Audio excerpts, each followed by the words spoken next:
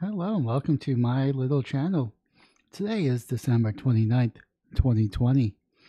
And was Tim Pool right in one of his videos where we shouldn't trust the government to take care of ourselves or have the government take care of us?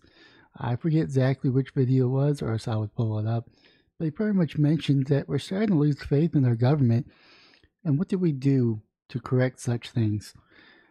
He does quote this one quote from General Grant that pretty much says people have the right to rebel.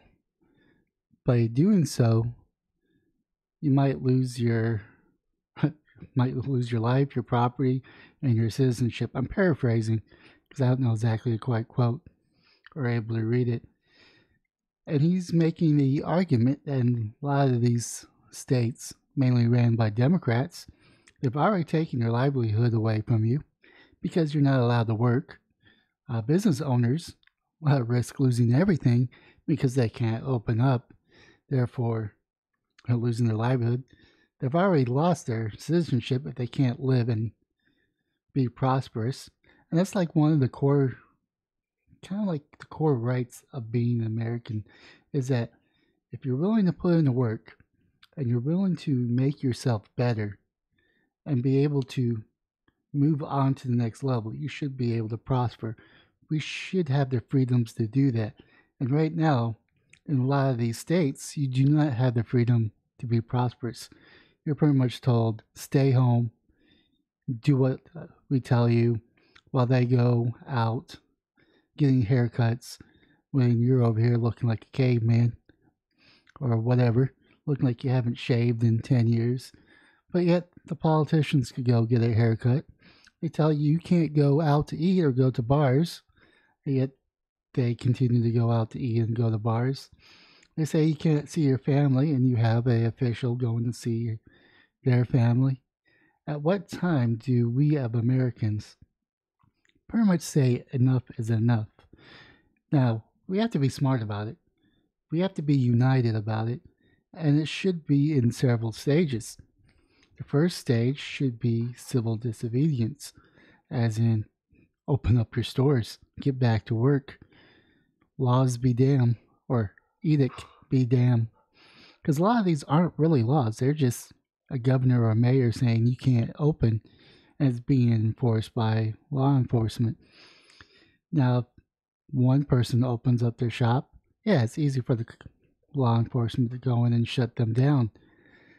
But what about 10 shops opening? How about 100 shops opening? What if everybody were to open? What if restaurants, shopping centers were to reopen?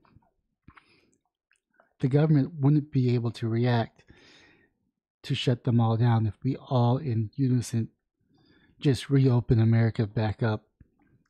Screw the politicians, kind of do our own thing, live free. Be brave and live free. I mean, that's the first step. Now, if they do come in force, then we kind of do a protest. Then we march through the streets. Let our voices heard that we've had enough. And we must be united or have enough people united in order for this to work. Now, I'm not saying anything about an armed conflict because that is the last stage. And if they continue to not listen to us, then I think as Americans who just want to get back to work, that is the last phase. And hopefully it won't go that far. But I am predicting with the Joe Biden presidency that we're probably going to be shut down for maybe next year. And who knows, maybe the virus will mutate again and will be shut down even further. That is my fear. And my fear is that people are just going to just take the chicken scraps or whatever you want to call them, like this $600 stimulus check that they gracefully gave us. And look how proud we are. We gave you $600. Now stay inside. Hey, but you can't be evicted. But then you got landowners that are about to default on their loans because they're not getting an income.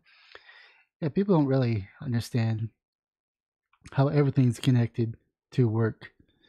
Um, I know I'm kind of rambling, but I'm trying to get my thought process through. So it's going to be kind of a rambling video if you haven't realized it. But yeah, In order for you to live in a shelter, you either have to make payments because you're buying it, or you're renting, which then you give to a landowner. By your working, that creates a income supply chain. So you pay your landlord, or you pay your bank. You're able to stay there, and in return, your landlord is able to provide services to you. Let's say your water heater broke. You call them up. You could afford to replace that or repair it. Same thing with banks. Most people don't own their homes. They're actually have a mortgage. So banks will lose money, which takes away their borrowing power, which means that you want to get a loan for a new house. They don't have the money to give you because they are not getting payments on there. That the profit that they're making from interest is not allowing them to give out loans. And that's not even talking about the supply chain. The supply chain is also important, and us not being able to work is affecting that supply chain. That means if we're not working, that means a couple months from now, you might see some empty shelves at your stores. I mean, look at ammo for example, is we have the resources available to make it, whether it's in China or another third world country for the lead. But the fact that we cannot get enough resources here because everyone's at home, and if they were to get the resources, they would just be stockpiling at some warehouse because you don't have people to melt the lead to make the ammunition or whatever it's made from, but mostly it's lead. You don't have people making the gunpowder that goes into the shell. You don't have people making shells, and you also don't have people making primers.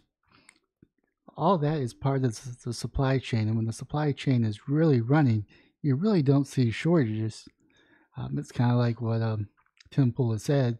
You got dairy farms that are pretty much dumping gallons and gallons of milk that would normally go to a processing center to be separated or to be, I forgot what it's called, but they pretty much cook the milk to where it's safe to drink because you're not really supposed to drink raw milk. But that's all part of the process. You get 10 farms, they ship, let's say, 100 gallons each. That goes into a processing plant, comes out your whole milk, skim milk, 2% milk for that line, and then you have your fats that gets turned into butter, and then you also have your curds, which turns into cheese, which is molded, which grows from it, but you don't have the milk. So all that line is being disrupted because you don't have a supply chain, because we're at home, because we're told you can't go to work because you're not essential.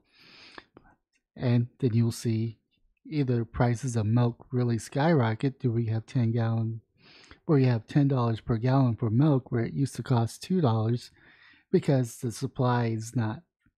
The supply is less. No, the supply is less than the demand. So you have a greater demand. And that's the other part of supply and demand. As long as there's demand for a product, they can increase the price. And if the supply is not meeting the demand, that means the price will go up. And I think we're almost to that breaking point. But my question is, when? When do we get to that breaking point, and what do we do about it? Me personally, I think as business owners, they should all get together and be like, we're reopening January the 4th. We're just going to reopen. Governors and mayors, be damned. Just reopen. That's just my thought. And which means that Tim Pool is right, because we're losing confidence within our government to be able to govern us properly, because we don't agree with how they're treating this pandemic. That's just my thought. Just a little 9 to 10 minute ramble.